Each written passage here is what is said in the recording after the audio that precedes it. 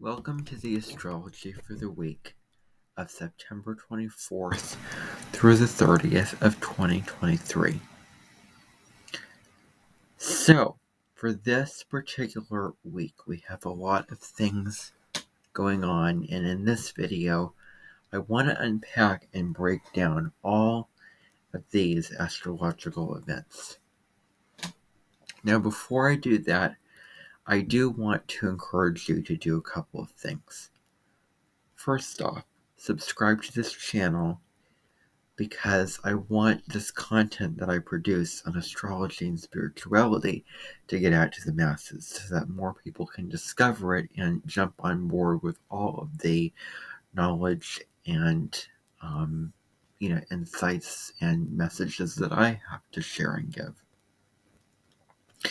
So I'd really appreciate it if you would contribute to the channel, like the video so that it gets out into the YouTube algorithm, so that more people can see it. You could share it with friends that you would think would find meaning and interest in this information. And also, comment down below on what your astrological experience of what all this information ties into your life is.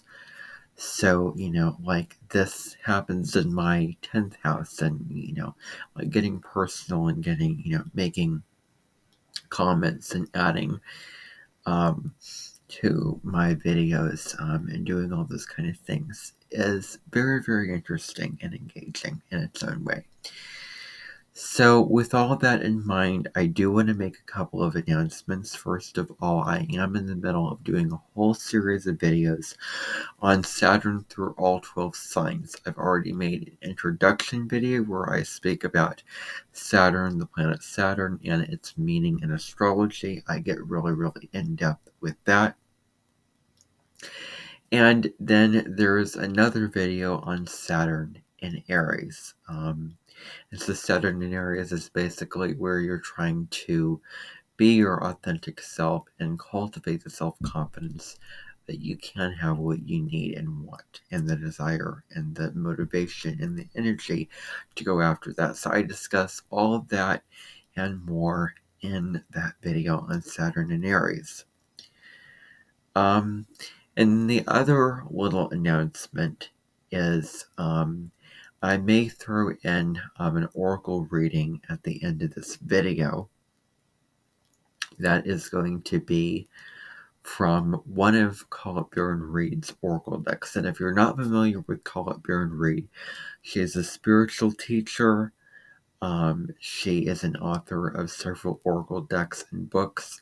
She is, a medium, a spiritual medium. Founder of Oracle School, her school where she teaches people, how to use Oracle cards for self-empowerment and spiritual growth. And she also is a singer of several songs with several albums, including Magdalene's Garden and forget, another one. But anyway, that is just, what I want to say right here and now. And so I'm going to be doing an oracle reading at the end of this video, where I'm going to pull a card or two from one of her decks to reveal some more spiritual information and insights when it comes to all the astrology that I have to talk about, because the astrology is, great on its own. But I want there to be substantial meaning that is prescriptive, that you can take what the meaning of the oracle card is. Oh, this is what I should think about, or this is what I should do or consider or be aware of during this particular time, and making it simple, not an oracle card for every single astrological event that I'm going to talk about. But this is how to simplify and make all of these astrological events mean something deeper and a simple version of what you can do and think about beyond just watching this video. So it adds another layer of meaning and information along with the astrology.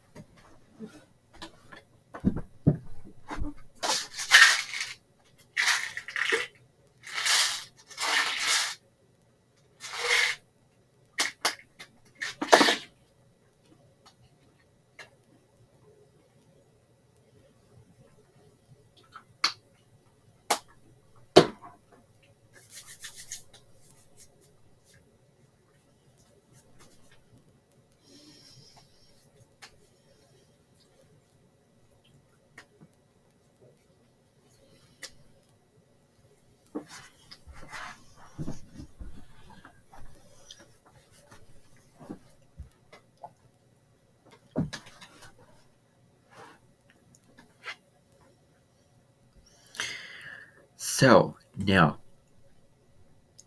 let us get into this week's astrology. So on September 24th, which is Sunday, and that reminds me, another announcement is on Sunday, not only am I going to be publishing a video on Saturn in the sign of Taurus, but I am also going to be going live for an autumn equinox celebration. I'll put the link for that below in the description, where you can turn on your notification bell for a live event where I talk about the spiritual, astrological, and astronomical meaning and significations of the autumn equinox. And then I'll also maybe do an oracle reading for the fall of 2023 and do meditations and things like that. So that's what I will be doing on, I think it's Sunday that I'm going to be doing that. I have to check my schedule because I wrote it all down. I made a whole schedule of videos I'm going to film and all those kind of things like that. So I will check. But be sure that you hit the bell if you want to be a part of that. But so anyway, September 24th, Venus sextile Mars. I was about to say a square, but no, it's a sextile.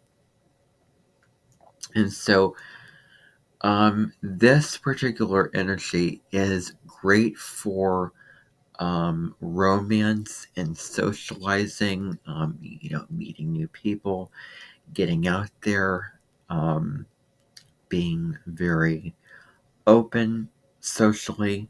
It's also great for initiating conversations and relationship, really, striking up new, friends and, acquaintances and people in your world. So Mars is, that assertive energy that, wants to go after something and it feels like it's worthy of having anything that it wants.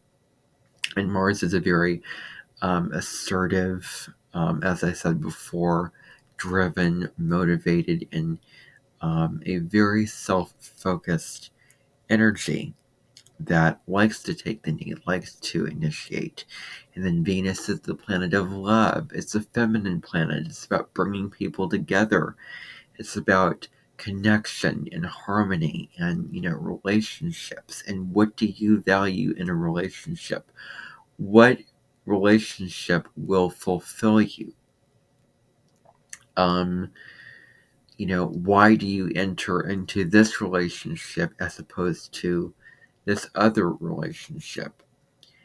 And what about this relationship is persuading you into it and leading you away from it? That's all determined by your Venus sign. So how you go about your relationships is also Venus. So, this energy can really give you the willingness to make the first move, to initiate an interaction, a conversation, or whatever. And because Mars always seeks a new quest, a new adventure to go on in life. And Venus is about joy and fun. This is a good, wonderful aspect to have an adventure with a partner.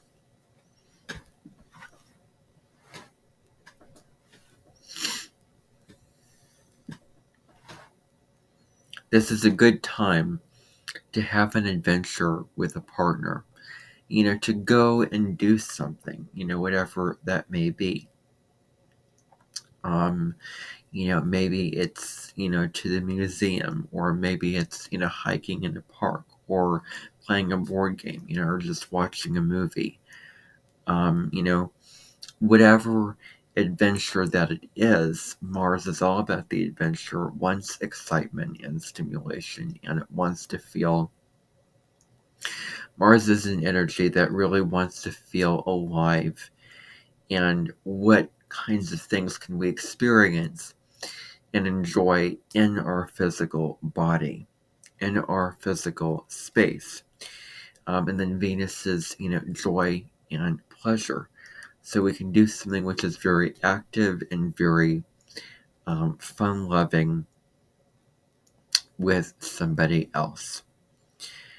And so, whatever it is, and sharing this adventure, sharing these experiences with another. So maybe the relationship needs to be spiced up, or maybe, the two of you need more freedom to bond, or there needs to be more fun things added into your schedule, whatever it is. So this is also an energy that we're going to be experiencing, which can give us a great invitation to chase our creative visions and passions, and to have the willingness and determination to go after those passions, go after those desires, and make all of our ideas and all of our, desires a reality. So Mars loves the chase. Mars wants to just go at something with all its strength and stamina, and it won't stop until it arrives there. And Venus is, what you find beautiful again. So there may be a more sensual and sensory-oriented appetite towards various forms of pleasure, such as eating. Sex is another thing. This is a very, like a sex style. Venus and Mars are having sex in a way. So this is great energy for sex, especially sensual, very sensual kind of sex, or great for getting a massage, and those kind of things. And just going at something in a pleasurable way that is also daring, determined, bold, and assertive, and doing something that is in alignment with your values in a very daring, courageous, straightforward, focused, and strong way. And so this also makes for productive energy when it comes to smoothing over the rough edges in relationship. So if there's anyone that hurt you, anyone that wronged you in the past, or or did wrong to you, or did this thing that you don't like, or said this thing to somebody that you didn't approve of, or whatever it may be, whatever they did wrong. Maybe they said something that you took as an offense. Maybe they, did something, whatever it is. This transit is great for drawing the olive branch, making amends if you need to, having a conversation with this other person, and forgiving the other person for what they did. And forgiving is really about us releasing a wound or hurt and moving on from that. So if there are any rough patches or difficulties or negatives, or someone's driven the wedge, and if there's any obstacles in those relationships, this can be great energy for harmonizing and connecting with that person, and reaching across the aisle to them and wanting to connect with them in a greater way. So asserting yourself, especially in relationships, is a big thing. And so there's just an overall desire to get out there, to have these experiences, to meet new people. Venus is direct now, so now, Venus is out of retrograde, so we've done the reflection on what we love and, what we adore and how we want to be treated in our relationships when it comes to our creative desires, and when it comes to us feeling like we are adored and allowed to shine as our unique, inspired, and authentic selves. So, moving on to September 25th. Mercury is in trine with Jupiter. Now, this is the third of 3 trines that Mercury is going to make with Jupiter. So it started with a trine when Mercury was in the pre-shadow, when it traveled from 8 degrees of Virgo. It started on, around August 3rd when it hit 8 degrees of Virgo. And then on August 23rd, it slowed down in the sky, and it stood still for some time and stationed to go backwards at 21 degrees of Virgo. And then it moved backwards, and then it had a second trine with Jupiter in the sign of Taurus. Mercury is in Virgo, Jupiter is in Taurus. They're both earth signs. And then Mercury went direct on September 15th. And then now we have the final trine between Mercury and Jupiter. So Mercury is the planet of communication. It is the intellectual and agile mind. It is Mercury, in its essence, is the data collector. It seeks to gather up so much information, and it's about the day-to-day mind and the rational, logical mind, and tuning into the details of the information in your day-to-day life. So Mercury is about learning. It corresponds to the 3rd house, which deals with grade school, which pertains to grades 1 through 12. Mercury rules, the 3rd house also corresponds to siblings, short distance travel, communication, the intellect. And so Mercury rules both Gemini and Virgo, so Mercury is retrograding in one of its home signs. So Mercury is, the lower mind, and then Jupiter is the higher mind. Jupiter is about, it rules over higher learning, higher education. It rules over thinking in terms of a broader vision for your life, thinking in terms of a higher, broader perspective, seeing the lens down from high above, seeing something from a much more spiritual and philosophical point of view. That's very, Jupiter energy. And so